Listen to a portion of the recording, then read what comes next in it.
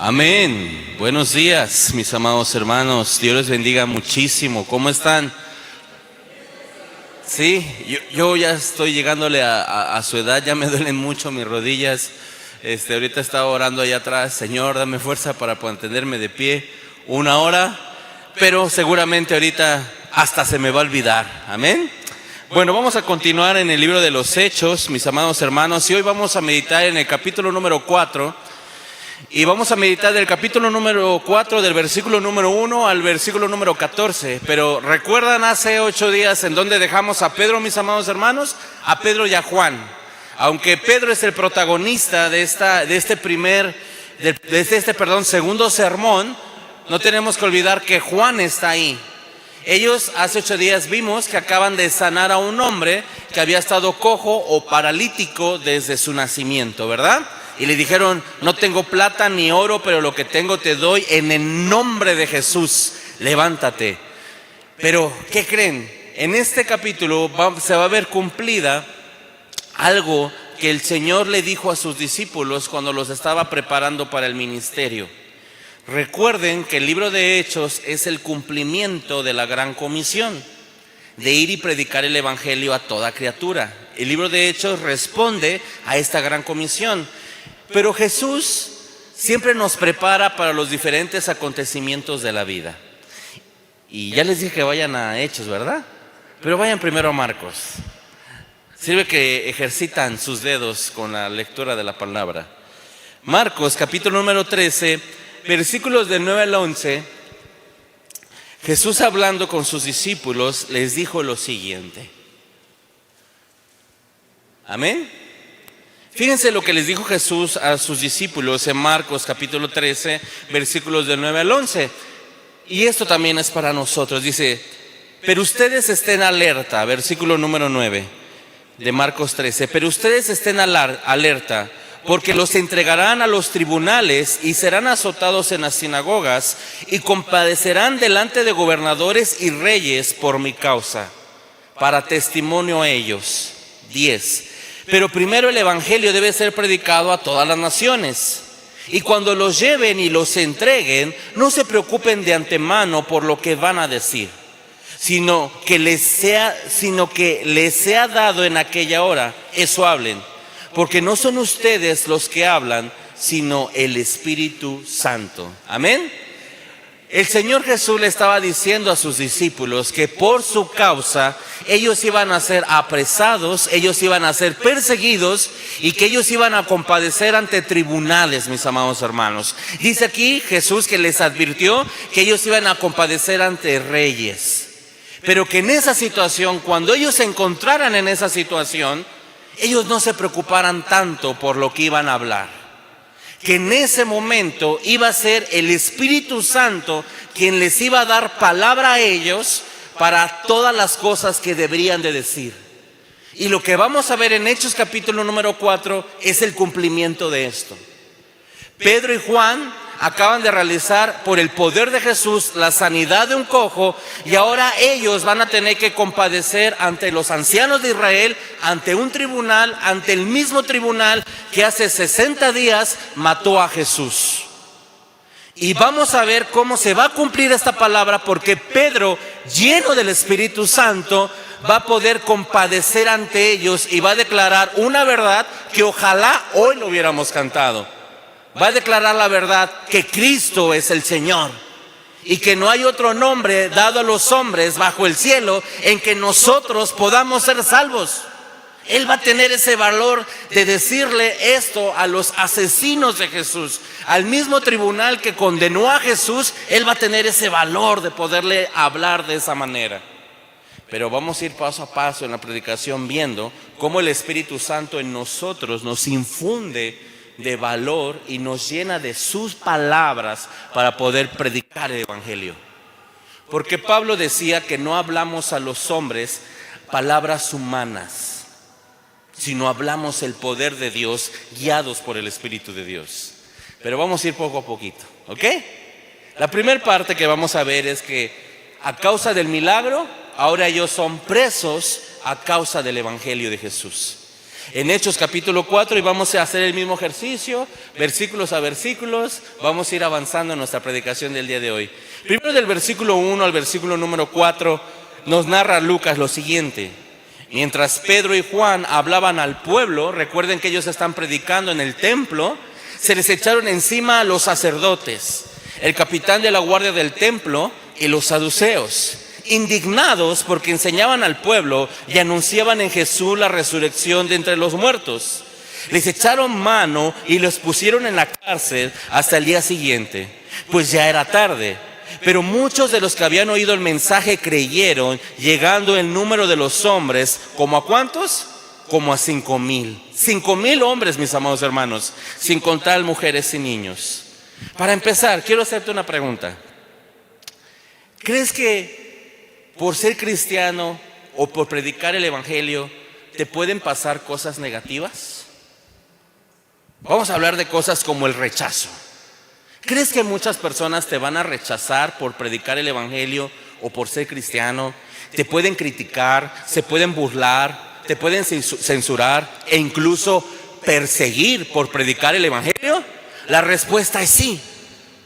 El evangelio es un mensaje que es poder de Dios para salvación, pero no siempre va a ser bien recibido. Y ahorita los apóstoles Pedro y Juan están viviendo en carne propia lo que es predicar a Jesucristo. Y hoy nosotros vamos a recordar que en la historia muchos hombres, empezando por los apóstoles, tuvieron que pagar con su vida por predicar el evangelio y por ser cristianos. Hoy yo no tengo que cuidarme de absolutamente de nadie, gracias a Dios, en este lugar, en este país, en este estado. No tengo que cuidarme absolutamente de nadie por predicar de Jesús.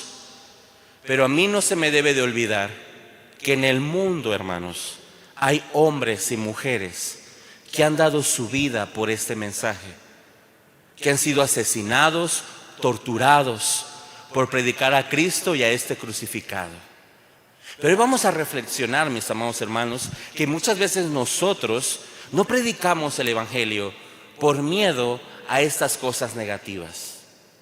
Lo más triste es que muchas veces nosotros no predicamos el evangelio porque nos da miedo que nos rechacen. O en ocasiones, mis amados hermanos, nosotros ya no compartimos el evangelio porque nosotros decimos, es que nadie quiere. O nos desanimamos porque alguien no nos escucha. O tal vez nosotros dejamos de dar testimonio de que nosotros somos cristianos en el lugar que vivimos, trabajamos, donde nosotros nos lo relacionamos, porque no queremos ser criticados o porque no queremos ser señalados. Lo más triste de un cristiano es que se avergüence del evangelio o de ser cristiano. O tal vez este cristiano no tiene que dejar de ser cristiano para poder encajar en un círculo de amigos, tal vez los que somos jóvenes, los que son jóvenes. Tal vez nos callamos en ciertos lugares como nuestro trabajo porque nuestra conducta no muestra que nosotros somos cristianos. ¿Sabes qué? Pedro y Juan no van a tener temor de nada de eso. No van a tener temor de la crítica, porque siempre seremos criticados. No van a tener temor del rechazo, no van a tener miedo de la cárcel, porque ellos entendieron una verdad que su maestro les enseñó a ellos y que yo te quiero recordar a ti. En Mateo capítulo número 10, versículos del 28 al 33, el Señor Jesús dijo lo siguiente. Mateo capítulo 10, versículos del 28 al 33. Amén. Dice así, del 28 al 33. No teman a los que matan el cuerpo, pero no pueden matar el alma.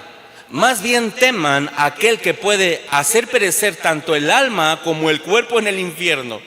¿No se venden 2 pajarillos por una monedita? Y sin embargo, ni uno de ellos cae a tierra sin permiso del Padre.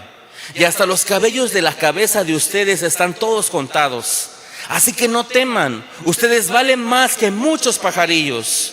Por tanto, todo aquel que me confiese delante de los hombres, yo también lo confesaré delante de mi Padre que está en los cielos. Pero cualquiera que me niegue delante de los hombres, yo también lo negaré delante de mi Padre que está en los cielos. ¿Y qué está haciendo Pedro, mis amados hermanos? Pedro está confesando que Cristo es el Señor delante de los hombres. Tal vez a nosotros nos da miedo la crítica y el rechazo de las personas, pero Jesús nos está recordando: tú debes de tener temor al dueño de la vida. Ahora fíjense, estas palabras deben de estar en lo más profundo de nuestro corazón. Si a nosotros nos avergüenza, nos sentimos mal por ser cristianos o por ser rechazados, ¿cuánto más mal no nos sentiremos por ser condenados? Entonces estas palabras, mis amados hermanos, están en la mente de sus discípulos. Confesar siempre que Cristo es el Señor. Ahora, vamos a ver ya que esto fue solamente la introducción. Ahora vamos a ver quiénes están arrestando a Pedro y a Juan. Lucas nos está diciendo que mientras Pedro y Juan estaban predicando, imagínense esa escena, ellos estaban en el templo, mientras ellos estaban predicando acerca de que Jesús es el Señor, ¿verdad? Vienen en ese momento y primero aparecen los sacerdotes. En Judea, mis amados hermanos, en ese tiempo había alrededor de 24,000 sacerdotes. Un montón. Y en el sacerdocio hay 24 clases sacerdotales. Jesús era parte, porque María era descendiente de Leví. Jesús familiarmente era descendiente de una de esas clases sacerdotales. Por eso Jesús es nuestro sumo sacerdote. Su tío era Zacarías. ¿Sí recuerdan? Su esposa de Zacarías era Elizabeth. Ambos eran levitas, descendientes del sacerdocio. Juan el Bautista descendía del sacerdocio también, por eso él podía ejercer el ministerio. Y Jesús también, si ustedes se dan cuenta, en las sinagogas cuando él entraba, él siempre tenía la escritura, porque él era parte de esa casta sacerdotal. Pero esos sacerdotes se ocupaban de los rituales ceremoniales, de los sacrificios, de las ofrendas, de las oraciones, del incienso. Entonces imagínense, ellos están en el lugar donde Jesús estuvo muchas veces, y cuando los sacerdotes escuchan que ellos están predicando acerca de Jesús, ellos van directamente en contra de ellos. Dice también aquí que estaba el jefe de la guardia. En el templo, mis amados hermanos, el templo era, porque nada más está la base hoy en día del templo, un lugar enorme. Es todo un monte. Y ahí también había un ministerio de orden. Digamos que aquí se le echó encima a los apóstoles el hermano Crispín. Porque el ministerio de orden, los guardias del templo, eran quienes se ocupaban precisamente del orden, de que todo sucediera sin violencia y que todo sucediera de una manera, vaya la rebusnancia, ordenada. Y cuando imagínense, 5,000 personas ahí solamente creyeron. Imagínense cuántas personas había en el templo. Cuando ellos ven toda una multitud en el pórtico de Salomón, pues todos los guardias van a ver qué onda, ¿va? Y agarran a nuestros apóstoles. Pero aquí aparecen en escena un grupo de religiosos que siempre estuvieron en contra de Jesús. Se llaman los saduceos. Ahora, ¿quiénes eran los saduceos? En los evangelios ustedes van a ver a 4 grupos siempre mencionados. Uno eran los fariseos, ¿verdad? Como Nicodemo, como José de Arimatea, ¿sí? Estos fariseos era la secta o grupo religioso más estricto, más riguroso en el estudio de las escrituras. Pero aparte del estudio de las escrituras, ellos creían en el Talmud, la tradición oral. Por eso Jesús habló acerca de ellos. Ustedes siguen doctrinas de mandamientos de hombres. Esa era la tradición oral. Y ahora tenemos a los saduceos. Los saduceos, quienes vienen a la lectura, David tuvo un sacerdote. ¿Cómo se llamó ese sacerdote? Sadoc. Los saduceos descienden de ese sacerdote que nosotros estamos viendo los días jueves, de Sadoc. Por eso se llaman saduceos. Ahora, los saduceos eran personas ricas y personas que tenían el poder en el Sanedrín. Ahora ellos habían combatido a Jesús también, porque ellos no creían en 3 cosas básicamente. La primera cosa que ellos no creían era en la resurrección de los muertos. ¿Recuerdan? A Jesucristo ellos lo quisieron tentar, perdón por las palabras que a veces pudiera usar descalificativas, pero los mensos quisieron probar a Jesús. Una mujer tuvo 5 maridos, hablando acerca de la resurrección de los muertos. En el reino de los cielos, ¿quién será el marido de esa mujer? ¿Se acuerdan? Porque ellos no creían en la resurrección de los muertos. Ellos tampoco creían en el mundo espiritual. Ellos no creían que existiesen ángeles, ni tampoco que existiesen demonios. No, si tú le hablabas a un saduceo acerca de un ángel, él no creía eso. Y tercero, ellos solamente creían en el Pentateuco, en los libros de Moisés. A diferencia de los fariseos, ellos no creían en la tradición oral. Pero ahora ellos están molestos. Ahora, quiero que tú te preguntes, ¿por qué ellos están molestos? Bueno, la primera razón, el por qué ellos están molestos, es porque Pedro y Juan están predicando de Jesús a un hombre que ellos desafiaron. Pero no solamente ellos están molestos porque Pedro y Juan están hablando de Jesús a alguien que ellos despreciaban, sino que están hablando de Jesús vivo y resucitado. Dice en Hechos capítulo número 2, versículos del 14 al 16. Dice así, un capítulo atrás, dice: pero ustedes repudiaron al santo y al justo y pidieron que se les concediera a un asesino y dieron muerte al autor de la vida, al que Dios resucitó de entre los muertos, del cual nosotros somos testigos. Por la fe en su nombre, es el nombre de Jesús lo que ha fortalecido a este hombre, a quien ustedes ven y conocen. La fe que viene por medio de Jesús le ha dado a esta perfecta sanidad en presencia de todos ustedes. Esto a ellos les está molestando. ¿Cómo que Jesús?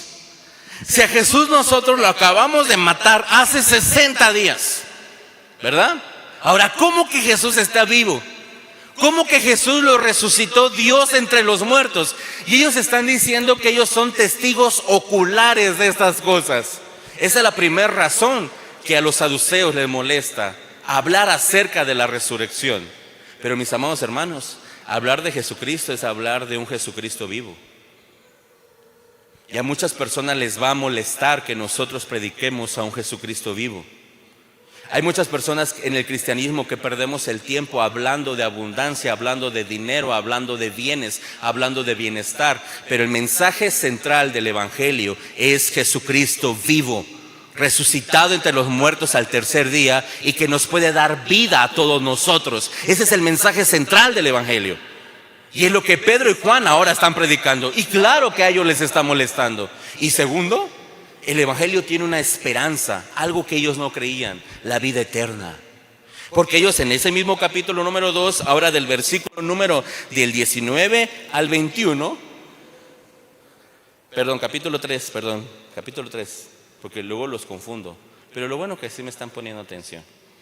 En el capítulo número 3, ahora del 19 al 21 dice: por tanto, arrepiéntanse y conviértanse para que sus pecados sean borrados, a fin de que tiempos de alivio vengan de la presencia del Señor.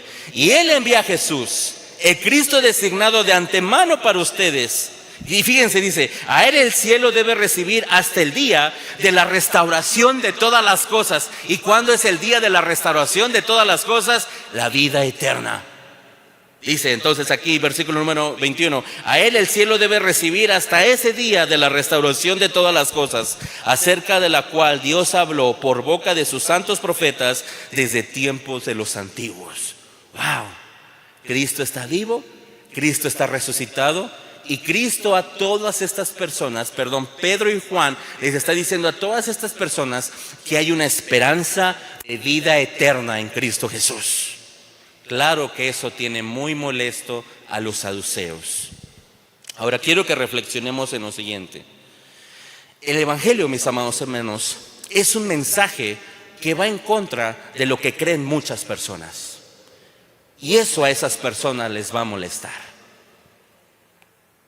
Hay muchas personas, mis amados hermanos, tristemente, que ellos van a defender sus creencias y sus pensamientos antes que creer en el evangelio, porque esas personas no son salvas. Esa es la verdad. Hasta hoy en día hay saduceos que no saben ni lo que creen, pero que están rechazando el mensaje de Jesús por abrazar sus propias creencias y por abrazar sus propios pensamientos, por ser necios para el Dios. Por eso Pablo decía en Romanos: atesoras ira para en el día de la ira y para el justo juicio de Dios. ¿Y a cuántas personas nosotros no conocemos que son así? Que rechazan el evangelio por orgullo, que rechazan el evangelio por necedad, que ellos prefieren morirse en su religión, morirse en sus pensamientos y no rendir su vida al Señor porque en ellos hay orgullo y necedad. Lo triste es que estas personas con ese orgullo y necedad tendrán un destino eterno de tormento, hermanos. No todos los que oirán este mensaje serán salvos, porque no todos los que tienen oídos para oír, oyen. Como decía nuestro Señor: el que tenga oídos para oír, oiga. No todos los que escuchan el evangelio de la salvación serán persuadidos por él. Algunas personas morirán para condenación eterna con sus propias creencias, con su propio orgullo y por su propia necedad. ¿A cuántas personas no conocemos nosotros así? Ahora, el error de nosotros es querer convencer a la gente, porque el evangelio no llega a través de convencimiento humano. Son de todas las personas que Él ama y los ha llamado para salvación. Porque en medio de todas esas personas siempre va a haber gente que no va a querer oír, hermanos. Pero te tengo una noticia: Dios siempre abrirá los corazones de todas las personas que Él quiere llamar.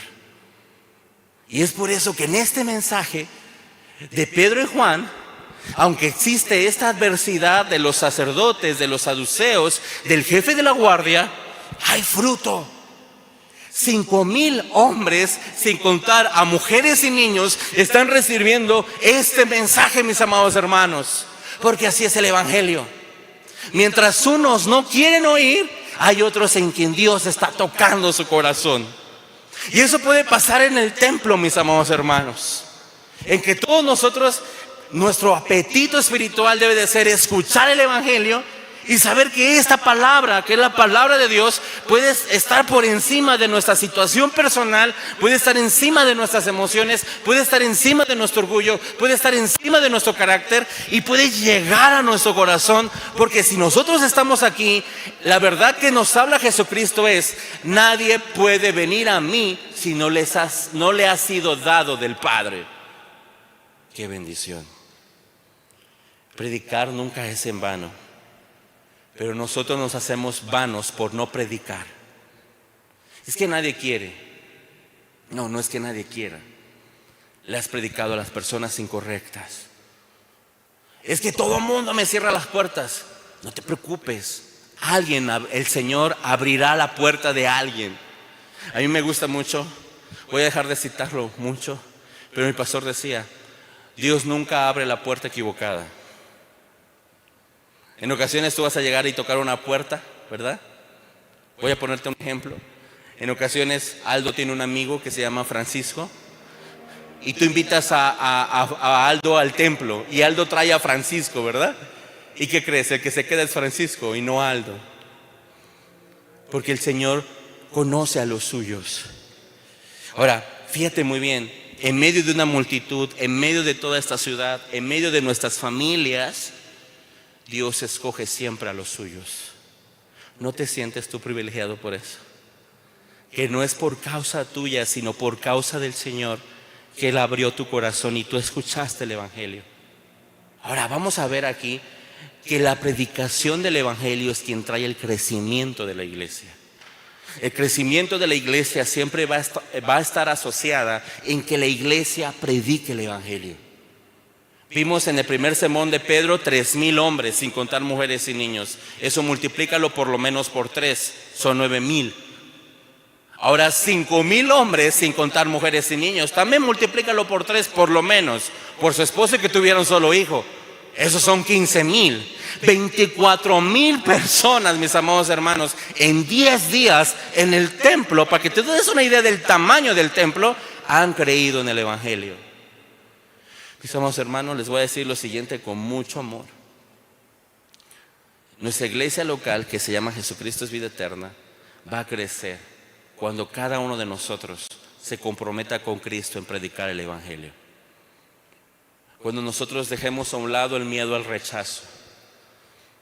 Rechazo hacia nuestro Señor siempre va a haber. No hacia nosotros, hacia nuestro Señor y hacia su mensaje. En el camino encontraremos personas orgullosas, tercas, necias. No que no quieran escuchar del Evangelio. Mete esto en tu cabeza. Ellos no son del reino. Muchos son llamados, pocos los escogidos. Y si alguna persona ha sido llamada y no responde al Evangelio, la respuesta, mi amado hermano, es sencilla: ese no es escogido. Olvidemos el rechazo, la pena, el miedo, el temor. Prediquemos el Evangelio y a nuestro Señor Jesucristo vivo y resucitado, el único que nos puede dar a nosotros esperanza de vida eterna.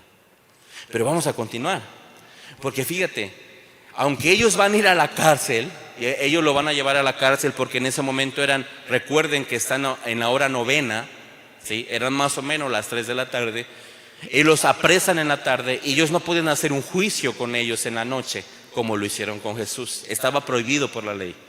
Pero ellos lo van a apresar, y al siguiente día Dios va a poner un escenario para poder predicar el Evangelio. Y vamos a ir al versículo número 5, del 5 al versículo número 12. Y quiero ponerte el segundo punto de nuestra predicación. Dios no siempre usa escenarios cómodos para predicar el Evangelio. ¿Sí? Dios no siempre usa escenarios cómodos para predicar el Evangelio. Dios no siempre te va a poner en un púlpito para predicar el Evangelio. Dios no siempre te va a poner en una situación buena para predicar el Evangelio. A veces Dios usa de forma sorprendente cosas negativas para que nosotros podamos predicar el Evangelio. Y Dios va a usar esa cárcel y ese juicio para que ellos puedan predicar el Evangelio. Y dice el versículo número 5 al 12. Sucedió que al día siguiente se reunieron en Jerusalén sus gobernantes, eso es el Sanedrín, los 70 gobernantes de Israel, los ancianos y los escribas. Estaban allí el sumo sacerdote Anás y Caifás. ¿Te acuerdas de ellos? Anás y Caifás. Juan y Alejandro, esos quién sabe quién eran, ¿verdad? Y todos los que eran del linaje de los sumos sacerdotes, porque había 6 familias. Dice, poniendo a Pedro y a Juan en medio de ellos, les interrogaban, ¿con qué poder o en qué nombre han hecho esto? Entonces Pedro, lleno del Espíritu Santo, les dijo, gobernantes y ancianos del pueblo, si se nos está interrogando hoy por causa del beneficio hecho a un hombre enfermo, ¿de qué manera éste ha sido sanado? Sepan todos ustedes y todo el pueblo de Israel que en el nombre de Jesucristo el Nazareno, a quien ustedes crucificaron y a quien Dios resucitó entre los muertos, por él este hombre se ha hallado aquí sano delante de ustedes. Jesús es la piedra desechada por ustedes los constructores, pero que ha venido a ser la piedra angular, y en ningún otro hay salvación, porque no hay otro nombre bajo el cielo dado a los hombres en que podamos ser salvos. Wow. Recuerda, Jesús, te van a llevar a la cárcel, a juicios con gobernantes y reyes. No te preocupes. El Espíritu Santo en esa hora pondrá en tu boca las palabras correctas. No te preocupes por qué hablar, porque el Espíritu Santo pondrá en esa hora, en ese momento, las palabras correctas y les dirá todas las cosas que debes decir. Marcos 13. Y eso es exactamente lo que está sucediendo en este momento. Pedro, fíjate la nota de Lucas, lleno del Espíritu Santo. Antes de dar el sermón, Pedro está lleno del Espíritu Santo y se va a parar con mucha valentía a predicar el Evangelio. Ahora, Dios usó la cárcel de Pedro y un tribunal para que él pudiera predicar a Cristo. Dios que ha usado o que ha querido usar en tu vida para que tú puedas predicar a Cristo. ¿En qué situación Él te ha puesto? Para que tú puedas predicar a Cristo, a este vivo, como tu esperanza, como tu confianza. A veces Dios usa problemas para que tú puedas testificar de Cristo como tu esperanza y tu confianza. A veces Dios usa tu aflicción. Pocas veces hablo de Aldo Aventuras, pero hoy permítame decirles una. En el mes de diciembre mi hijo Levi estuvo enfermo y estuvo en el hospital. Por providencia de Dios, el que hoy en día es mi jefe en la empresa donde yo trabajo, él es mi amigo desde hace más de 20 años. Por providencia de Dios, hace unos años su papá de él falleció. Tuve la fortuna de poderlo acompañar en esos días en que su papá falleció. Estaba muy mal mi amigo, eso ya tiene años. En diciembre que mi hijo estaba enfermo en el hospital, él me dijo estas palabras a mí. Me dijo: oye, tú estuviste conmigo en mis malas, déjame estar en las tuyas. Y le dije, se llama Francisco, pero le digo Panchito. Le digo: Panchito, bien dice la Biblia que en todo tiempo ama al amigo y es como un hermano en el día de angustia. Gracias por ser mi hermano en mis angustias. Total que él tuvo la oportunidad de acompañarme algunos días en el hospital y estar conmigo en algunos momentos platicando. Hace unas semanas me dijo: oye, quiero comentarte algo. Él me dice: mijo, quiero comentarte algo, mijo. Le digo: ¿qué pasó? Me dice: yo quiero tener lo que tú tienes, mijo. Le digo: ¿qué? Dice: yo recuerdo muy bien, ¿te acuerdas cómo estuve yo cuando murió mi papá? Le digo: sí recuerdo, no voy a entrar en detalles. Dice: los días que yo estuve contigo en el hospital acompañándote, cuidando a tu hijo, yo nunca vi que tú tuvieras miedo. Yo nunca vi que tú estuvieses preocupado. Yo nunca te vi angustiado. Y eso puede llenar tu orgullo. Y le dije: mijo, yo sí tuve miedo. Yo sí estuve angustiado. Yo sí estuve preocupado. Pero te digo algo, lo que tú ves en mí es quien me sostuvo y no soy yo. Y quien me sostuvo se llama Cristo. Tú no necesitas mi paz, tú necesitas a Cristo que te puede dar paz. Tú no necesitas estar tranquilo como yo. Cristo te puede dar esa tranquilidad. Ahora piensa esto: Dios que usó un hospital, Dios usó una enfermedad. Tú puedes quejarte de las cosas que te pasen, o puedes predicar a Cristo por esas cosas que te pasan. Tú puedes ser víctima de las cosas, o puedes pensar que los que amamos a Dios, todas las cosas nos ayudan a bien. La gente te va a ver en medio de sufrimientos. Ellos sufren como tú. La gente te va a ver en medio de problemas. Ellos tienen problemas como tú. Pero ¿qué van a ver en ti? ¿No deberían de ver a Cristo y a este crucificado vivo en tu vida? Sosteniéndote, teniendo miedo. Sí, yo tengo miedo, sí. A mí no me da pena decirlo, soy humano. Pero Cristo es mi esperanza. ¿Preocupado? ¿Cuántos de nosotros hemos estado preocupados? Pero tenemos que decir como el salmista: en paz me acostaré y así mismo dormiré, porque solamente tú, Jehová, me haces vivir confiado. Solamente tú puedes hacer que yo duerma tranquilo y que esté tranquilo y que esté confiado. Aprovecha cada escenario que Cristo crea en tu vida para poder predicar a Cristo, a este vivo en tu vida, sosteniéndote.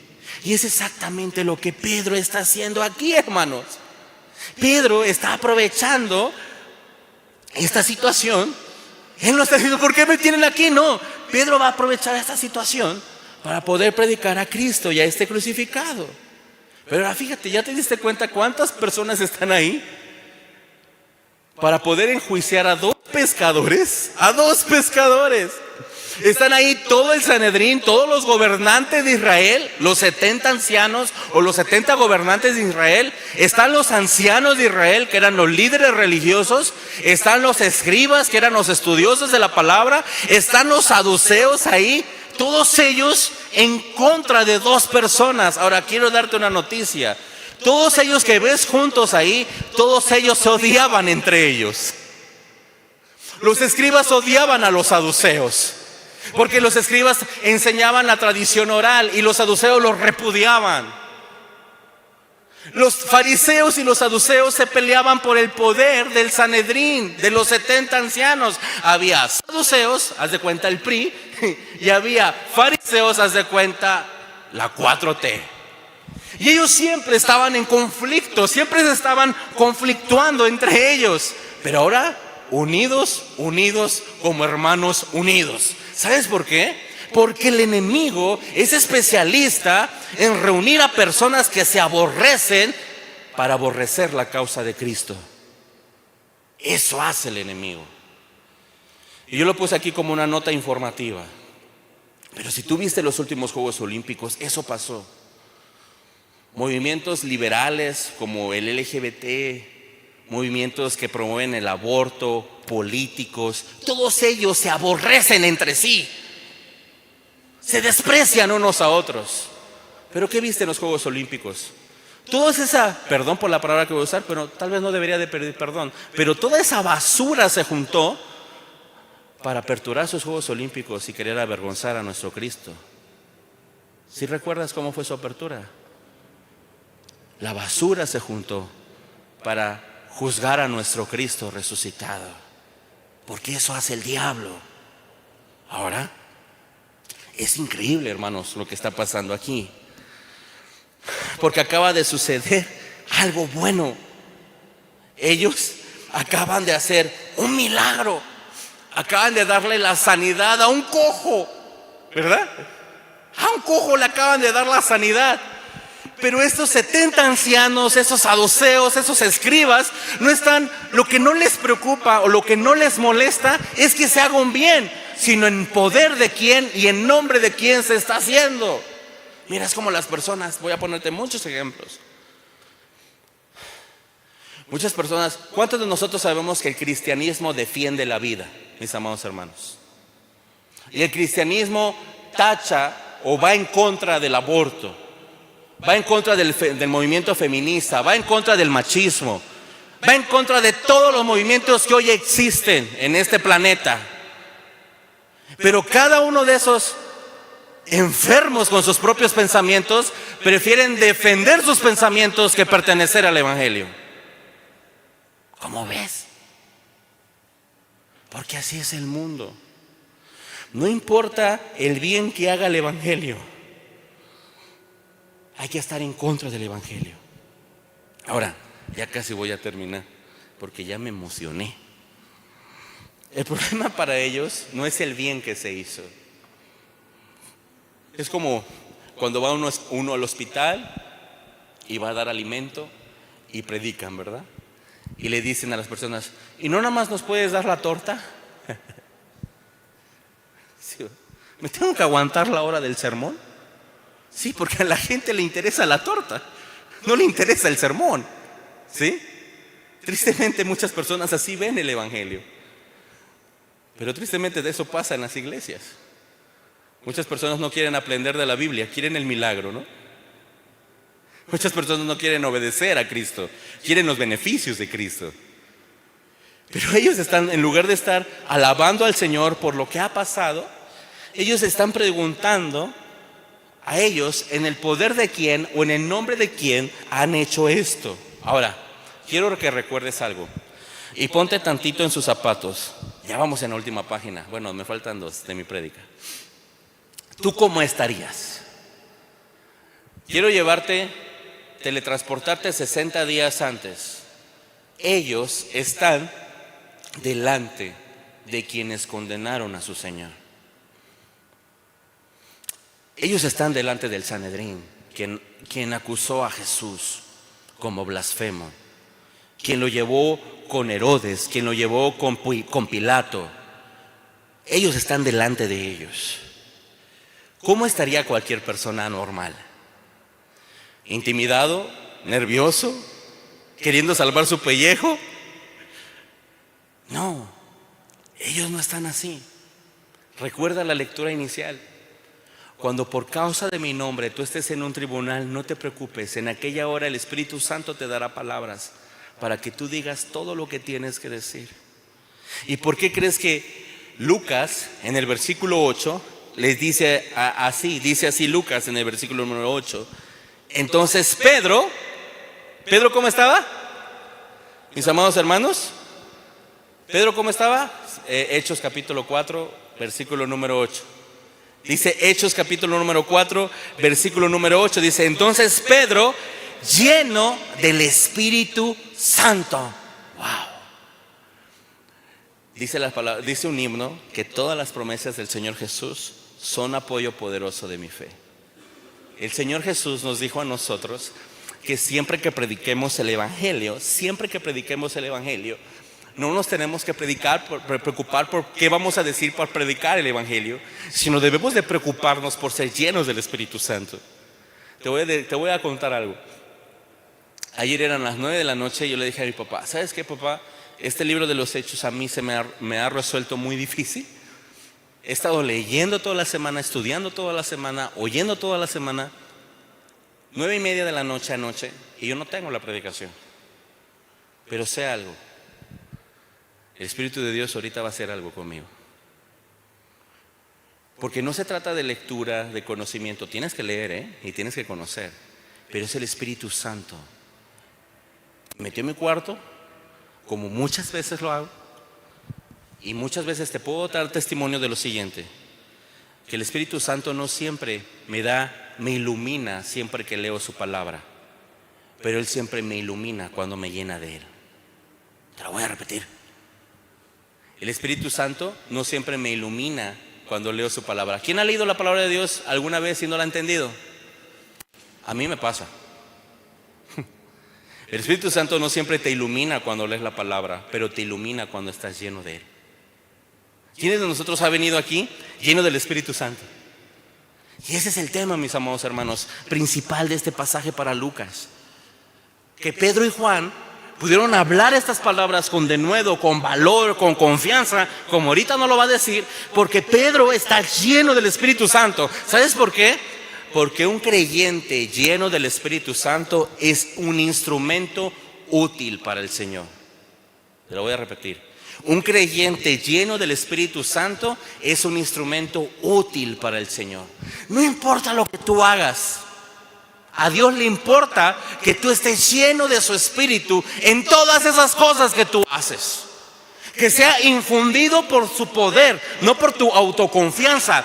Fíjense esto, yo tengo que abandonar mi autoconfianza del conocimiento, de la lectura, de la preparación y depender completamente, como dice mi pastor, de la guía y el poder y la unción del Espíritu Santo que te hace hablar cosas que tú ni siquiera preparaste, que te hace hablar cosas que ni siquiera entendiste. Pero el Espíritu Santo está tan vivo que te puede utilizar. ¿No quisieras eso para tu vida? Ahora, recuerden a Pedro y a sus apóstoles en Getsemaní. ¿Cómo cuando vinieron estos a aprender a Jesús, qué hicieron ellos? Dijera mi hijo, patitas, ¿para qué las quiero? ¿Verdad? Vámonos, ya vinieron por Jesús, vámonos, ¡fum! Todo el mundo salió. ¿Se acuerdan cómo estuvo Pedro en el patio de Caifás? Cuando estaba allí escondidas viendo qué hacían con su Señor, y una mujer le dijo, tú estabas con ellos, tú estabas, maldita sea, yo no estaba con ellos. Y después le dijo, no, en verdad tú estabas con él, tú eres de Galilea, hablas como ellos. Maldita sea, mujer, que yo no estaba, ¿te acuerdas? ¿Cuál es la diferencia? Ellos salieron corriendo de Getsemaní. Pedro negó a Jesús por temor, pero ahora Pedro ya no es como ese hombre que salió corriendo de Getsemaní. Pedro ya no es como ese hombre que maldijo 3 veces, negó 3 veces a nuestro Señor. Ahora Pedro tiene valor. Porque hay una gran diferencia entre un creyente que es creyente, pero no vive lleno del Espíritu Santo, entre un creyente que es un tibio con el Señor. Hay una gran diferencia. Todos los que estamos aquí tenemos el Espíritu de Dios, pero te voy a dar una noticia: no todos estamos llenos del Señor. Y eso hace una gran diferencia. Hace una gran diferencia en tu servicio al Señor cuando tú estás lleno de Él. Créeme, hermano, te da lo que tú no tienes, hace lo que tú no puedes, cosas mejores, cosas que ojo vio, no vio, ni oído oyó, son las que Dios ha preparado para quienes le aman, para quienes se deleitan con Él. Te voy a decir algo: cuando tú cantas se ve si es el Señor quien está ahí, se ve. No me interesa escuchar el tono de tu voz, quiero ver al Dios que mueve tu voz.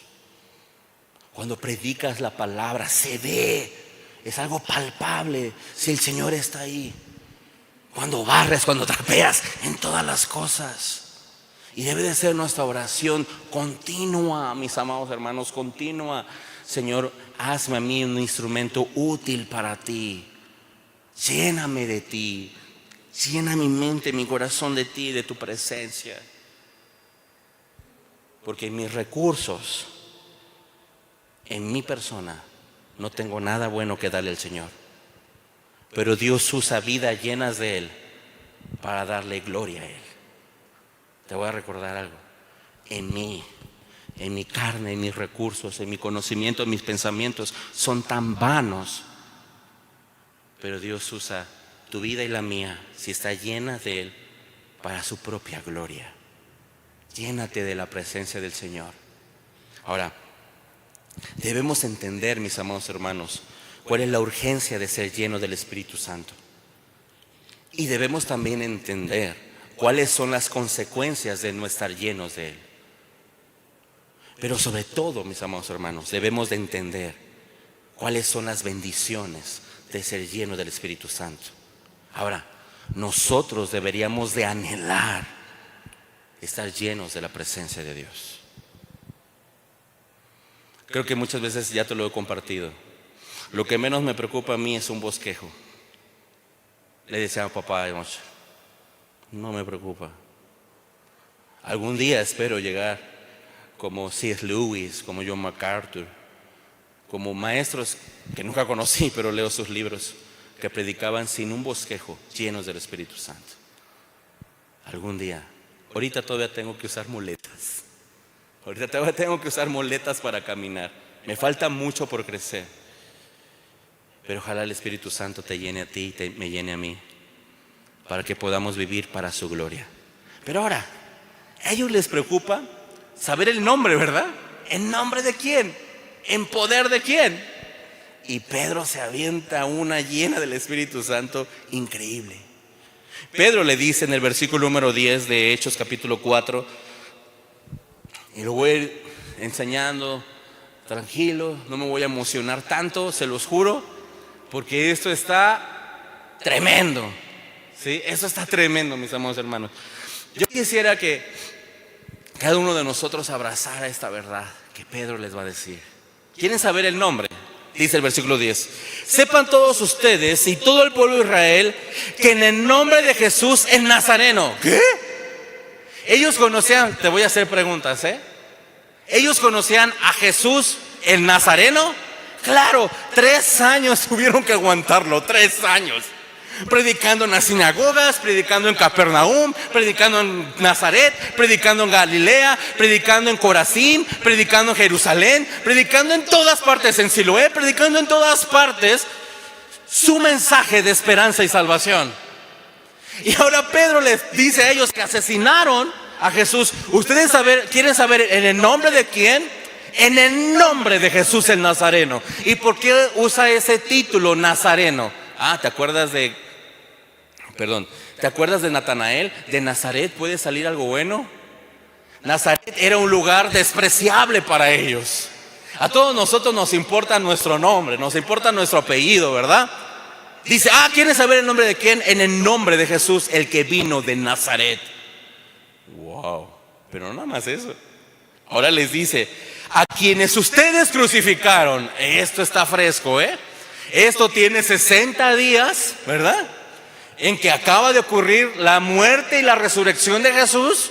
Y Pedro ahora tiene el valor de decir, ustedes, ¿quieren saber el nombre de quién? En nombre de Jesucristo que ustedes crucificaron, dice, y a quien Dios resucitó de entre los muertos. Saduceos, ¿qué onda? Porque ellos son testigos oculares de esto. Y no nada más ellos, 120 personas. Y no nada más 120 personas. 1 Corintios 13 dice que 500 personas. ¿Se imaginan por qué tantas personas creían en el Evangelio? 3,000, 5,000. Porque ellos habían escuchado todas las enseñanzas de Jesús. Ellos habían visto a Jesús, a este vivo. Y ahora los apóstoles les predican a este vivo y resucitado. Eso es increíble. Ellos están delante de quienes mataron al Señor. Ellos huyeron de ellos con mucho temor en los evangelios, pero ahora ellos se están parando enfrente. ¿Sabes por qué?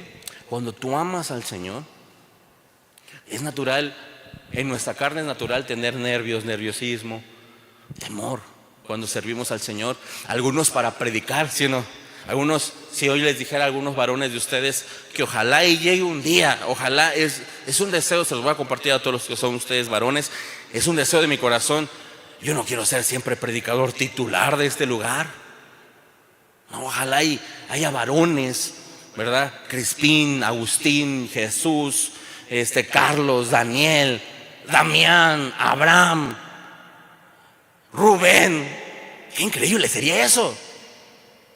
En que dejen a un lado su miedo, su temor, su nerviosismo y le digan al Señor, no se avienten la persinada, ¿va? Así como los que se van a aventar un clavado y que no, sino que sean usados por el poder de Dios. Esto es increíble, hermanos. Y dice, por él, este hombre ha sido aquí sano delante de ustedes. Pero ahora viene lo más bueno. Porque recuerden esto, ellos son judíos, ¿sí? Todos los que están aquí son judíos. Pedro va a demostrar con las escrituras quién es Jesús. Porque hasta ahorita ustedes han podido ver que Pedro como predicador es diestro en la palabra de Dios. Y ahora Pedro les va a citar el Salmo 118, versículo 22. Y Pedro les va a decir en el versículo número 11, este Jesús es la piedra desechada por ustedes los constructores, pero que ha venido a ser la piedra angular. Quédate con esto. Cristo es la piedra angular, y Cristo es la piedra, el fundamento de todo el judaísmo. ¿Por qué? Porque toda promesa de la ley de Moisés, de los profetas, es la simiente, la promesa, la piedra hecha a Adán. Y en ti, a mujer, nacerá una simiente. Y le dijo a la serpiente, y pondré enemistad entre ti y entre ella. Esta simiente, este fundamento, a ti serpiente, te va a herir en la cabeza y tú lo vas a herir en el calcañar. Esta simiente, este fundamento, es el fundamento que Dios le dijo a Abraham: en tu simiente serían benditas todas las familias de la tierra. Y es por eso que tú vas a leer todo el Nuevo Testamento, y cada libro del Nuevo Testamento, siempre en sus inicios, va a empezar con la genealogía. Porque hay un fundamento, hay una simiente, hay alguien que es importante sobre todas las cosas, el Mesías. Y entonces piensa lo que Pedro le está diciendo. El fundamento del judaísmo, del cristianismo, de toda la ley y de todos los profetas es el Mesías. Cristo es el Mesías. Ahora, Pedro está refiriéndose a Jesús con un título que solo era dado a Dios: la roca. Nadie más era la roca. Vete al Salmos capítulo número 62, versículos del 5 al 8. Pum, pum, pum.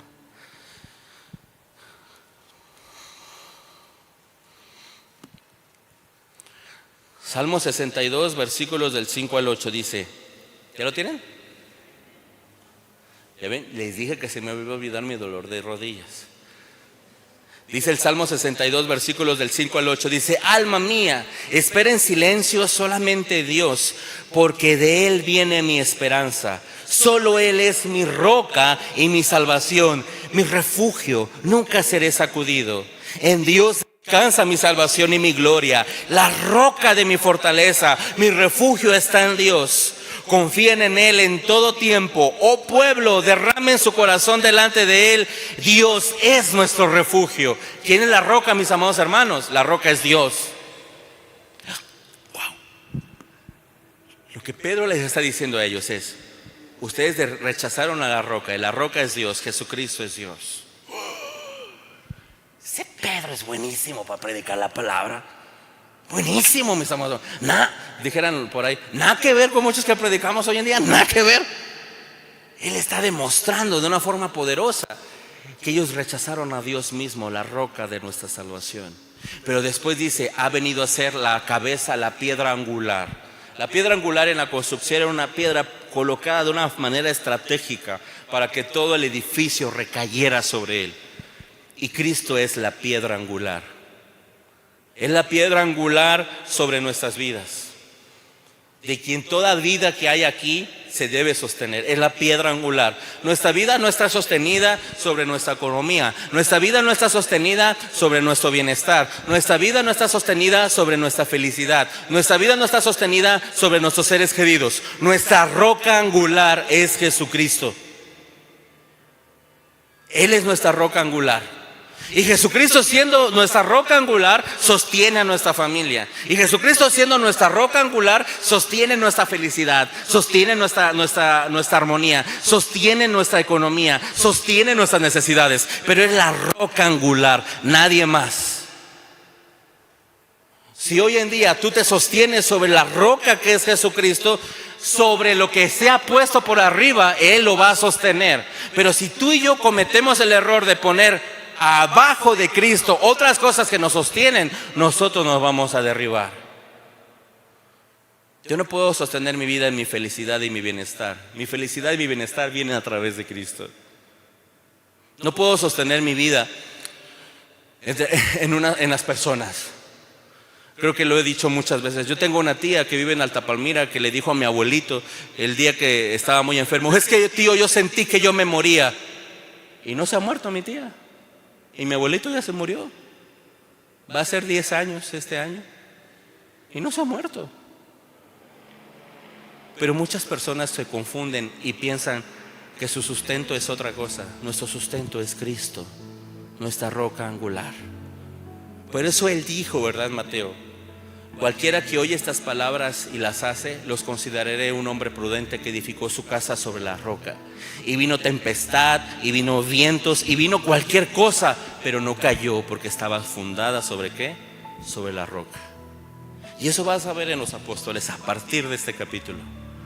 Perseguidos, amenazados, amedrentados, pero sosteniéndose en Cristo Jesús. Y esa es la historia de nuestra vida, mis amados hermanos. Cualquiera que ha creído en Cristo Jesús lo debe de hacer la roca angular de su vida.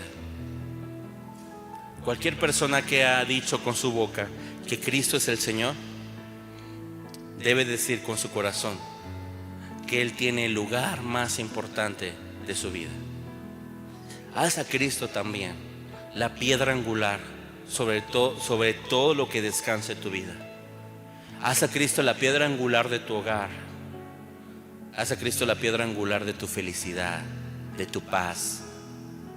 Hazlo y verás cómo Él te puede sostener. Yo confío en que Dios es la roca de mi vida porque sé que Él me puede sostener. En medio de mi debilidad, sí. En medio de mi debilidad recuerdo a Pablo: bástate mi gracia, porque mi poder se perfecciona en mi debilidad. Por tanto, me gloriaré más en mis debilidades, porque entonces cuando soy débil, Él es fuerte. Wow. Mis amados hermanos, Pedro es diferente a mí. Con poco a ellos les está diciendo mucho. Pero ahora ellos quieren saber el nombre, porque en la antigüedad el nombre era importante. ¿Recuerdas a Moisés? Moisés, cuando está en la zarza de fuego ardiendo, le pregunta al Señor: si me preguntan el nombre de quién voy, ¿de quién les digo que voy? Y el Señor le da su nombre. No es Jehová, no es Yahvé, es Yahweh. Le dice: yo soy el que soy. diles, el gran yo soy, Yahweh, es el que te envía. ¡Wow! Y en el capítulo 2, escuchaste que Pedro dijo, Jesús es Yahweh, Jesús es el Señor. Y ahora se los va a repetir otra vez. En el versículo número 12, Pedro les dice esta declaración a ellos: y en ningún otro hay salvación, porque no hay otro nombre bajo el cielo dado a los hombres en que podamos ser salvos. No hay otro nombre. Dios le dio a Moisés su nombre es Yahweh. Y es el mismo nombre, el Dios de la creación, el Verbo hecho carne, en que todos nosotros podemos ser salvos. Wow, qué demostración tan increíble de Pedro. Y algo que nos está recordando a todos nosotros: solo en Cristo podemos ser salvos, solo en Cristo. Por eso Cristo dijo en San Juan 4:16: yo soy el camino, yo soy la verdad, yo soy la vida. Solo en Cristo. Nadie viene al Padre si no es por mí. Las religiones distorsionan el evangelio y nos dicen que es a través de obras, a través de meritocracia, a través de moral, a través de ser buenas personas, a través de tener buenas acciones, a través de tener una religión. Nada de eso te puede hacer salvo. El cristianismo es contundente, mis amados hermanos. El cristianismo dice una verdad que es contundente. Una persona que no ha creído en Cristo, una persona que no ha recibido a Cristo en su corazón, una persona que no sigue a Cristo, sencilla y absolutamente no puede ser salva, porque es solo Cristo. Y esa es una verdad hermosa bajo los cielos, dado a nosotros. Solo Cristo. Cuando tus acciones, tú eres cristiano y tú haces malas acciones, recuerda, es solo por gracia que tú eres salvo. Pero también cuando tú haces buenas acciones, cuando yo recuerdo, hermanos, ahorita que estoy haciendo esto, debo recordar que no es por esto que soy salvo. Ni mis malas acciones me quitan mi salvación, pero tampoco mis buenas. Solo es Cristo. Y eso debemos recordarlo toda nuestra vida. Yo soy salvo solo por Cristo. El universalismo nos dice que todos los caminos llevan a Dios. No, Jesús nos dice: yo soy el camino. Hay muchas personas que dicen: todas las religiones tienen la verdad. No, Cristo dice: no, yo soy la verdad. Muchas personas hablan de una vida futura y Cristo dice: no, yo soy la vida. Tres cosas. ¿Quieres encontrar el camino a Dios? Cristo es el camino a Dios. ¿Quieres aprender de la verdad de Dios? Él es la verdad de Dios hecha carne. Y por eso Él dijo: santifícalos en tu verdad, tu palabra es verdad. Dejemos nosotros de entrar por el saco el saco grande, que va a llevar a muchas personas no precisamente al cielo. El saco de la religión, el saco de las buenas acciones, el saco de las buenas personas, el saco de la buena moral. Eso no te va a dar salvación, solo Cristo te la da. Qué bendecidos somos nosotros. Y de eso se trata una sola del cristianismo: solo Cristo, nadie más. Pero ahora, imagínense la cara de estas personas. Están viendo a dos pescadores hablando estas verdades tan profundas, ¿verdad? Y viene el último punto. El evangelio es un mensaje que transforma a quien lo habla, no a quien lo escucha, a quien lo habla. ¿Y por qué no a todo el que lo escucha? Porque no todo el que lo escucha será transformado, pero sí todo el que lo habla. Lo voy a repetir. El mensaje del evangelio no transforma a todos los que escuchan, pero sí a todos los que lo hablan. Por eso es el más bendecido de este lugar, es el que predica la palabra, no el que oye la palabra, porque Dios ya hizo algo con él. Fíjate cómo pasó esto en el versículo 13, y con eso terminamos porque ya me alargué. Es que se fue la luz. Versículos 13 y 14. Ya son 9:52. Dice así: a ver la confianza de Pedro y de Juan, y dándose cuenta de que eran hombres sin letras y sin preparación, se maravillaban y reconocían que ellos habían estado con Jesús. Y viendo de pie junto a ellos al hombre que había sido sanado, no tenía nada que decir en su contra. Por cierto, dice Lucas, en medio de todo este tribunal, al lado de ellos, ¿quién está? El cojo. No, imagínense, el cojo está al lado, escuchando todo, viendo todo en medio de la escena. Ahí le está al lado, pero no está hablando, ¿verdad? Alguien se olvidó del cojo, dice Lucas. No, ahí estaba el cojo. Pero dice aquí que ellos veían que la confianza con que Pedro y Juan hablaban. Mi amado hermano, si alguna vez te da miedo, pena, no sé, sientes ñáñaras, te da la chiripiorca, pídele al Señor que Él te dé la confianza para predicar el evangelio. Si vas a hablarle a una persona, antes de ver a esa persona, pídele al Señor que Él te dé palabra y te llene de su Espíritu Santo para poder hablar confiadamente la palabra de Dios. Porque el evangelio es poder de Dios para salvación. Ora antes de predicar por esa persona. Ora antes de tocar una puerta. Ora antes, los que somos líderes y predicamos regularmente la palabra, ora antes por las personas a quienes tú le vas a predicar la palabra. Y cuando tú estés predicando la palabra, tenemos diferentes personalidades. Algunos somos introvertidos, otros somos extrovertidos. Algunos tenemos una muy buena dicción, otros no tenemos otra buena dicción. Otros tenemos un tono de voz un poco más alto, otros lo tenemos un poco más bajo. Pero no importa tu tono, no importa tu personalidad, importa que tú prediques este mensaje de Dios con una confianza profunda, que es una verdad. Tú estás hablando la palabra de Dios. Y ellos estaban maravillados de ver la confianza que Pedro y Juan tenían. Y dice también que se maravillaban porque reconocían que ellos eran pescadores y no tenían ninguna especie de preparación. ¿Sabes qué? En los tiempos de Jesús había lugares rabínicos donde eran enseñados de la ley, de los profetas. Ellos eran tomados como sus discípulos. Y Pedro y Juan no pertenecieron, ninguno de los apóstoles perteneció ni a algún club rabínico. Ellos aprendieron del Señor de señores y del Maestro de maestros. Pero eso dice aquí que ellos lo reconocían, que habían estado con Jesús.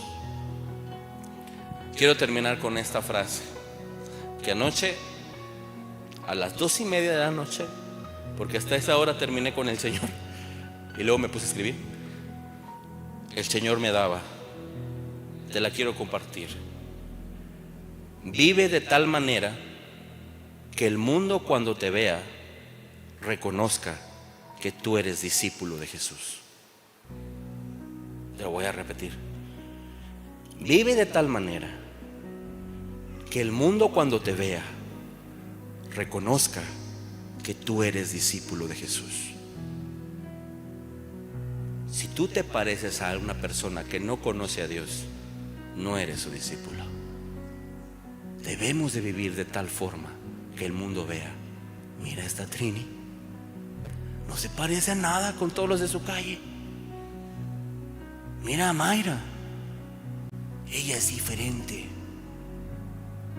Ojalá y todas las personas, cuando nos vean, puedan vivir la vida de Cristo en nosotros, y sobre todo puedan ver a Cristo en nosotros, con las cosas que hablamos, la manera en que como pensamos, la manera en cómo tratamos a los demás, la manera en cómo nosotros vivimos nuestros problemas.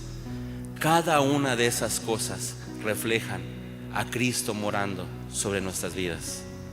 Y ojalá el mundo pueda ver en todos ustedes que Cristo vive, y vive en nuestro corazón y reina. Amén. Ellos se sorprendieron, pero vamos a ver, yo creo que dentro de 8 días no, porque es la clausura de la escuelita bíblica, pero vamos a ver dentro de 15 días ahora el efecto de este tercer sermón que Pedro acaba de hacer. Que Dios te bendiga mucho, y ojalá y tú también desees ser lleno de Él y poder hablar de Él. Amén. Póngate de pie y vamos a terminar orando. Padre, en el nombre de Jesús, en esta mañana, Señor, te damos muchas gracias. Gracias, Señor, por recordarnos todas estas verdades, Señor. Queremos ser llenos de tu Espíritu Santo, Señor, para que nosotros también podamos recibir poder y podamos ser testigos tuyos en nuestra Jerusalén, en nuestra Judea, en Samaria y hasta lo último de la tierra, Señor. Transforma nuestras vidas. Que tú te puedas ver, Señor, en cada uno de nosotros. Gracias, Señor, porque si nosotros hemos venido aquí es porque tú nos has llamado, Señor. Y nosotros también podemos declarar que Cristo es el Señor. No hay otro nombre bajo los cielos dado a los hombres en que ningún hombre pueda ser salvo. Solamente es Cristo. Gracias, Señor, porque tú nos llamaste. Tú usaste tu palabra, abriste nuestros corazones y hoy nos tienes a ti. Permítenos, Señor, también a nosotros hablar con denuedo la palabra de Dios. Danos palabras, Señor. Llénanos de tu presencia, Padre, para que nosotros también podamos ser instrumentos útiles para tu gloria, Señor. Usa también nuestra vida, Padre. Así a ti, Señor, sea toda la gloria, a ti sea toda la honra, Señor. Pues esto esperamos que tú lo hagas sobre nuestra vida. Pues te lo pedimos en el nombre de nuestro Señor y nuestro Salvador Cristo Jesús. Y todos decimos amén, amén. Dios les bendiga mucho, mis amados hermanos. Pueden tomar su lugar.